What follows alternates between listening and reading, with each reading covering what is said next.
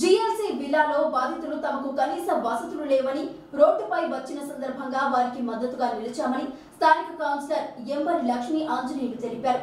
తాను ఎవరిని రెచ్చగొట్టలేదని, ఎవరిని కూడా బిల్డర్ విజయలక్ష్మికి వ్యతిరేకంగా ఉసిగొల్పలేదని మీడియా సమావేశంలో స్పష్టం చేశారు.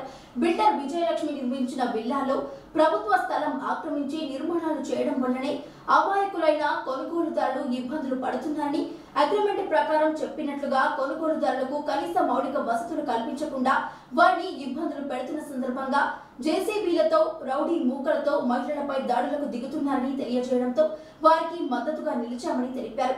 బాధితులకు న్యాయం చేయడానికి ఎంఆర్ఓ, కలెక్టర్ జీఎల్సీ విల్లాల స్థలాన్ని సర్వే చేయించాలని, ప్రభుత్వ స్థలం బయటపడితే బాధితులకు న్యాయం చేయాలని, లేదంటే తాను ఏ శిక్షకైనా సిద్ధమేనని, సర్వే ప్రకారం విజయలక్ష్మి బిల్డర్ చెబుతున్న అవాస్తవం అయితే పరువు నష్టం దావా వేస్తామని హెచ్చరించారు.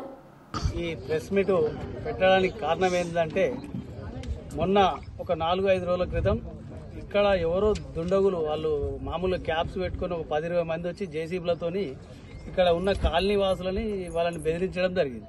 అయితే వాళ్ళు నేను అక్కడ హౌసింగ్ బోర్డు నుండి ఉన్నా అంటే ఫోన్ చేసి అప్పటికి హనుమంతరావు ఇక్కడ మా కౌన్సిలర్ వాళ్ళేమో హాస్పిటల్ ఉన్నారు. నాకు ఫోన్ చేస్తే నేనేం చేసి ఇక్కడికి రావడం జరిగింది. అదే రకంగా ముందే పోలీస్ స్టేషన్ కూడా ఫోన్ చేసిన, సార్ అక్కడ ఎవరో తెలియదు, గుర్తు తెలియని వ్యక్తులు ఇక్కడ లేడీస్ మీద ఇబ్బంది పెడుతున్నారు అని చెప్పేసి నేను ఇక్కడ వచ్చిన. వచ్చే వరకు పోలీసు వాళ్ళు వచ్చారు.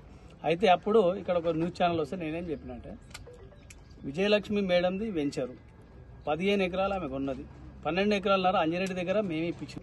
ఇది మనకి గేటెడ్ కమ్యూనిటీ అని చెప్పి ఇది గేట్ మనకి, కానీ ఎంట్రన్స్ లో మనకి గేట్ లేదు, మాకు సెక్యూరిటీ లేదు. ఫస్ట్ పాయింట్ దీని తర్వాత దీంట్లో మీరు చూస్తే ఈ పాంప్లెట్ మీరు చూస్తే east face villa, west face villa అని మనకి ఇది జిఎల్సీ వాళ్ళ అడ్రస్ కూడా దీంట్లో ఉంది. కానీ ఇప్పుడు ఆ అడ్రస్ లేదు. జిఎల్సీ వాళ్ళు మనకి ఎక్కడ రీచబుల్లో లేరు సిచ్యువేషన్లో. మనకి చాలా వరకు ప్రామిసెస్ చేసింది ఏంటంటే మనకి ఎమ్యూనిటీస్ ఇవన్నీ రిజిస్టర్డ్ కన్స్ట్రక్షన్ అగ్రిమెంట్ కూడా మన దగ్గర ఉంది. దీంట్లో మీరు చూస్తే ఎమ్యూనిటీస్ అని క్లియర్గా మెన్షన్ చేసింది. ఇది మనకి 2019లోనే తను కన్స్ట్రక్షన్ అగ్రిమెంట్ రాసింది.